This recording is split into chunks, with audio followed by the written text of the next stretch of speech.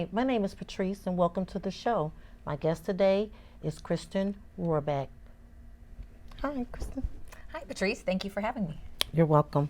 Can you tell us a little bit about yourself and a little bit about what you do? Definitely.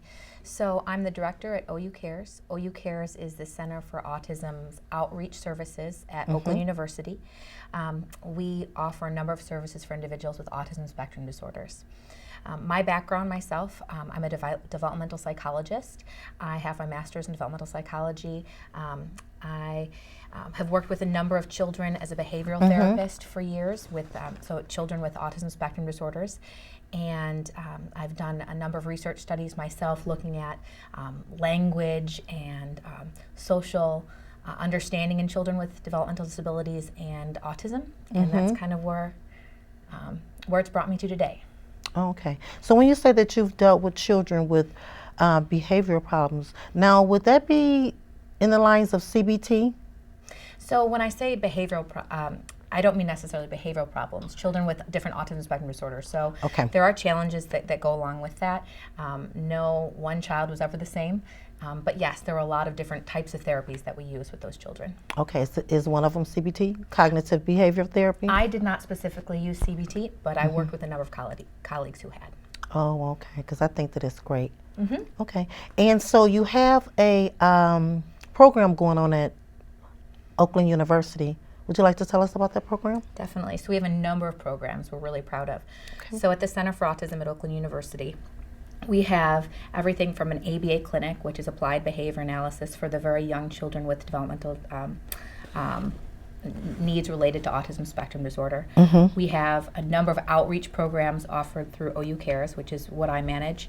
We have things like social skills, recreational sports programs, life skills programs, employment skills programs for young adults and adults on the spectrum as well.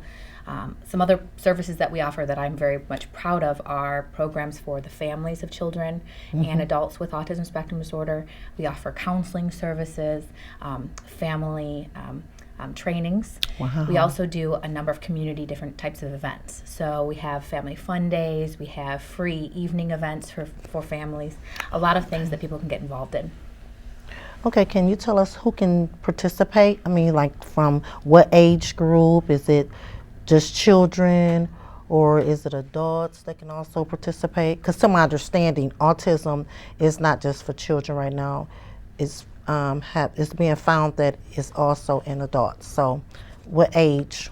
Definitely. Range? So autism spectrum disorder is not only a spectrum in terms of the different needs that people have across the disorder, but also in terms of the age ranges as well that people are affected. So we work with children ages 2 to 3 years old, all the way up through older life. So we have 55, 60-year-olds coming to some of our programs, and everybody in between. A number of our programs are for the younger children, but we actually have a really big initiative to offer a number of life skills programs, employable skills programs for the teens and adults with autism spectrum disorders as well, so that they can learn independent living skills, cooking, hygiene, money management, things like that. Oh, okay. Okay. And is it just autism or is this compensated with ADHD? Because ADHD and autism is there's not really a lot of difference in that. Have you noticed that? Well, there are a number of people who come to our programs who have multiple diagnoses, so they have different comorbidities, they're called. So you might also have ADHD as well as autism spectrum disorder. But in order to be a part of our programs through OU Cares and the Center for Autism, you have to be on the spectrum or display symptoms very similar to being on the autism spectrum and on your way to getting a diagnosis. Okay, and that diagnosis will have to come from a neurologist or family doctor or something like that. Typically, people go to medical professionals to get a diagnosis, though there are different school districts who will help with that process as well. Oh, okay, great. Okay, you mentioned the Center for Autism Applied Behavior Analysis Clinic opened last year. How is that program going? So we're really proud of that. So the ABA clinic, like you said, the Applied Behavior Analysis Clinic, it began in July 2015, and it's been doing phenomenally. That specifically is a clinic for early intervention and for therapy, specifically for children under the age of 6, so young children who've been diagnosed with autism spectrum disorder. And they have been working with up to 8 or 9 children with autism, varying degrees of functioning, who have been learning everything from social skills, language skills, compliance, following directions, play skills, and they've seen a lot of different strides in those children. So, for example, I was talking to the director, her name is Jessica, just recently, and she mentioned how there was one child who, when he began the program, he didn't have any words, he just had certain sounds, and now he's actually saying some different words, and the family is so proud, and they're really, really glad to have gotten him in this therapy, because ABA therapy is shown to be one of the best, if not the best, therapy for early intervention in children with autism spectrum disorder. So it's been really, really wonderful. There's also a number of students from Oakland University who've gotten involved in that clinic. Right now there are undergrads as well as graduate students learning about autism spectrum disorders, about the therapy, and hopefully taking a lot of what they're learning into into their minds as they're figuring out what they actually want to do in their employment after they graduate. So it's exciting to see. I bet. Sounds great. Looking more broadly at autism itself, what do you think autism spectrum disorder has been diagnosed so much more recent in the recent years? So a lot of different researchers have speculated about why it's being diagnosed. A lot of people think it's genetics. There's a lot of studies have shown that it might be hereditary. Other researchers have looked at pollutants and lots of environmental factors, medical problems. So there's a lot of different people saying a lot of different things. There has been no study to say definitively what causes autism, but it's been shown that the numbers are just skyrocketing in terms of the number of children that are getting diagnosed. And not only children, like you mentioned, but it's also young adults and adults, teens, who are also getting diagnosed. So because there's more and more people getting diagnosed, that's why I think our services are so important, because the more people that get diagnosed, the more services are needed, and we offer a lot of those quality supports and services. Oh, okay. When I was doing research on autism, I was just blown away, because I've always thought that it was for children.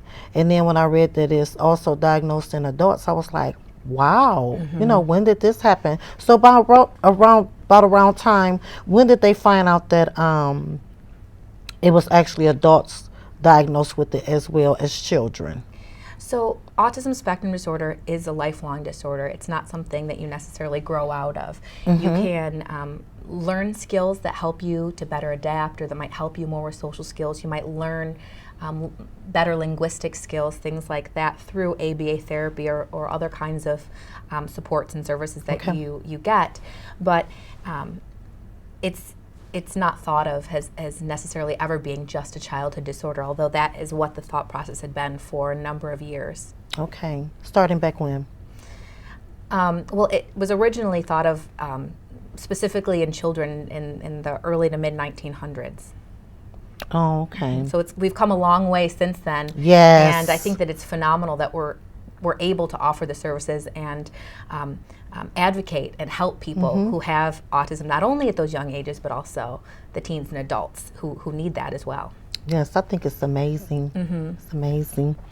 Why do you think the number of children being diagnosed with autism continues to rise? What are the latest statistics numbers for that?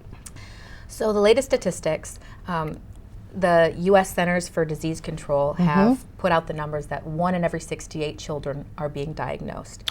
However, there was a government study in late 2015 that showed that it could be as high as 1 in every 45 children.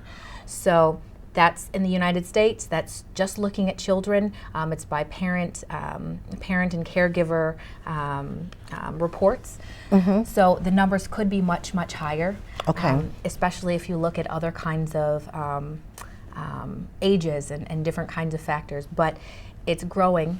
Like I said, there's a lot of different researchers who speculate as to why that might be the case. I'm not going to take a stand on why that necessarily is the case or what the cause might be, because through OU Cares and through the services that we offer at the Center for Autism, what's important to us is just to offer the services and be there to help support those families and those individuals. Okay. For people that are watching the show, grandparents, parents, what would you say to them as far as how to be a part of these wonderful programs that you guys offer? Definitely. So there are a number of ways to get involved. We also, some things to think about are that we do have a number of our programs on campus at Oakland University, which is in Rochester. Or we also offer a number of programs at an off-campus location, which is a little bit maybe closer for families here in Shelby. Okay. And that's at Meadows School, which is very, very close to 59. And we also have a M59? Yes, exactly. Okay. And we also have a bowling program that's in Macomb County. So we do have programs that are potentially close to those families. How they can get involved is to go to our website, which is www.oakland.edu/OUcares. Okay. Or you can give us a call anytime at 248-370-2424. And we can give you information about what services we offer, what programs we have. We're actually starting some programs. We do winter programs, we do spring programs, we do summer camps, we do fall programs, but we also have things happening throughout the year, especially those family supports and those community events. So there's always something to come and get involved in. A lot of what we offer are free programs, if not very, very cheap. We offer a lot of scholarships because we know that individuals who have autism and their families are oftentimes very, very on tight budgets because of the expensive treatment options and therapies that they're already involved in. And we want them to have these recreational opportunities, these sports, these social skills that we offer as well. We want them to get involved. And so we try to keep our costs as low as possible on the families. Now, you guys have a lot of great programs at Oakland University. Thank you. And I just would like to know, with children with autism, adults with autism, do they ever be able to, go out in the world and be able to, just live on their own, transition into relationships and things like that? Relationships are very important. I agree. So because autism is a spectrum, there are going to be people of all ages who have varying levels of functioning. So there are going to be people who are going to be able to live on their own, get married, have children, do lots of things that you would expect someone to do who doesn't have autism. There will be people who, as well as adults, who might not be able to. They might have to live in a group home. They might need more supports, and everywhere in between. So definitely, there are people who can do a lot of those things, have meaningful relationships. Definitely healthy relationships, of all functioning levels. There are a number of people who can, like I said, maintain employment. We have an internship program right now as well with adults, young adults and adults with autism spectrum disorder. We were really, really lucky to get a grant from the State of Michigan Department of Health and Human Services, and they've allowed us to expand our employment skills programs, especially our computer program. So teaching technical skills like Photoshop, animation skills, things like that. Wow. So that we're giving a lot of these individuals, these adults with autism, these technical skills so that they can go out there and hopefully get a job, and we want to help them find those jobs. So that's why we're offering this internship program. Like I said, we're paying these guys to go out there and gain experience, build their resume, and gain meaningful employment. Okay, that sounds great. Now, how long do the students stay in the program? So the way that our programs run, so for example, something like our social skills or our our life skills program that we might run. Those are once a week, typically for an hour to an hour and a half over an 8-week program. And the individual could come through that as many times as they would like or as their family would like to. Some of our individuals who come through social skills, for example, they might need to learn those skills multiple times. A lot of people who have autism spectrum disorder need repetition. Okay. So they might need to go through it a number of times. Whereas certain individuals might go through a program like our life skills camp during the summertime. They might go through a 2-week camp just once and learn the skills they need. That sounds They might exciting. come multiple times. So there's a lot of different opportunities where people can get involved in multiple programs throughout the year. They can keep coming back year after year, or they could come to some of our one-time programs if that's what they need. We offer a lot of different things for a lot of different people, so we're proud of that. Great. Now, what do you think is the best part of this program? Well, you have several, so. Yeah, what I would say is the very best part of the program for me is working with the families and working with the individuals. Getting to the program, seeing the smiles on their faces, more than anything, seeing the individuals with autism interact with each other and make friendships and make, like you said, those meaningful, healthy, lasting relationships, and learning how to make those relationships more lasting and develop them outside of even our programs, or take the skills that we've taught them in our programs and transfer them to their home lives and hear from the parents and hear them tell us that now maybe a child who had never interacted with a father before in a certain way. Maybe they'd never played catch before, and the father really always wanted to play catch with their son with autism. Maybe after a baseball program, now he's playing catch. Things like that really make a difference and make it all worthwhile.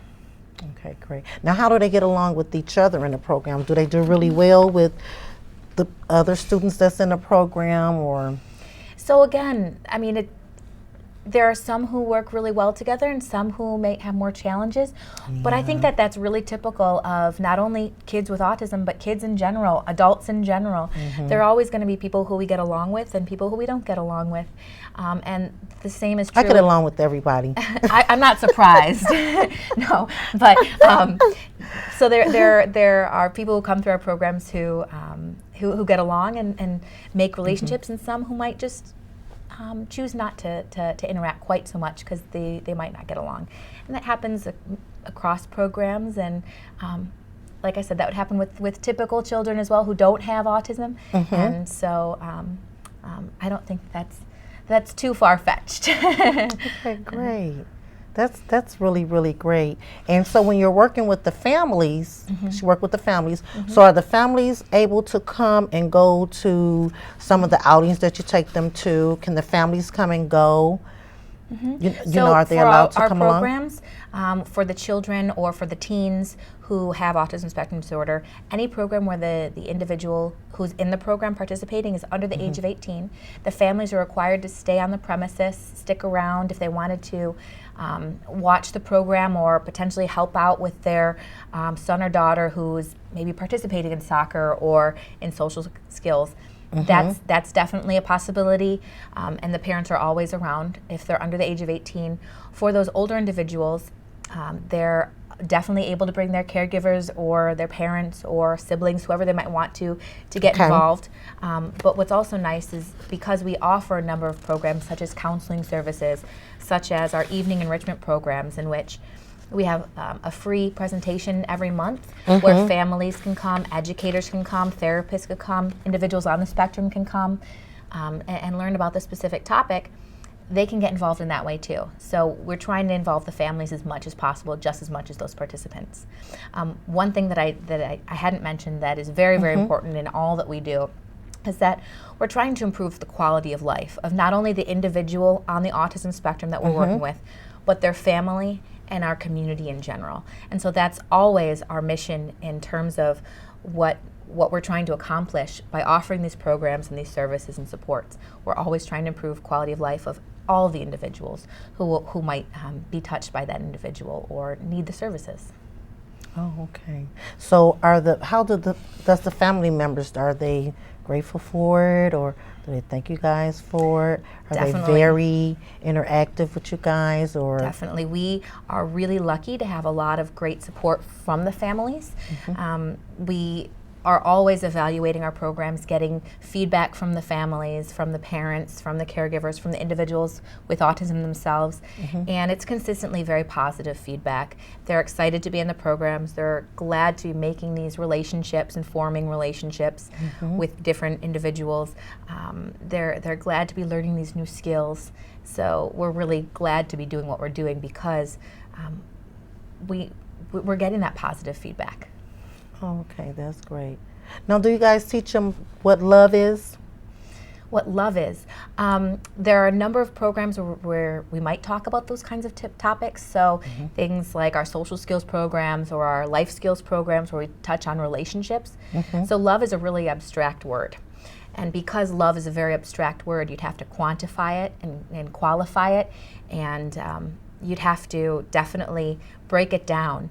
So we might not talk specifically about this is exactly what love is, because there are lots of different kinds of love potentially, but we'll talk about relationships, we'll talk about forming those relationships and what that means, what's appropriate and not appropriate, things like that.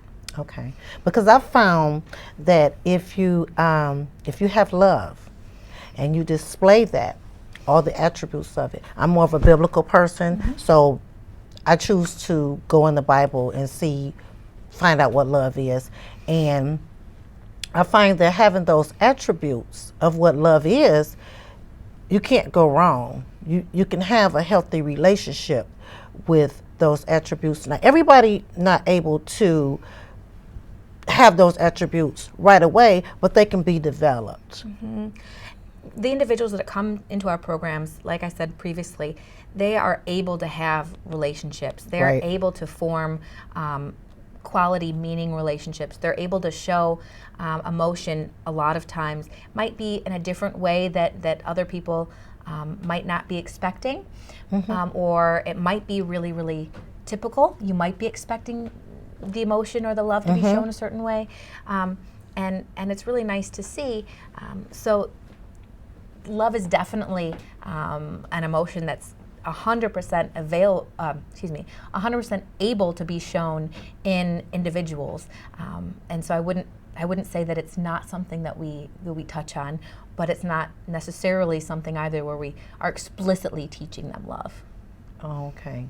Okay, great. It was so nice talking with you. Thank I really you. appreciate you coming on the show. I really appreciate you having me here, and I think that it's a wonderful opportunity to bring this information to your viewers, because we have a lot of families coming from Shelby area, and if there's someone in the area who is impacted by autism spectrum disorder, they have an individual on the spectrum in their family or a neighbor, which more and more likely, it's more and more likely that they do, hopefully they'll utilize the OU Cares services at Oakland University, because we're really proud of what we're doing. We're offering a lot of things and ways to get involved.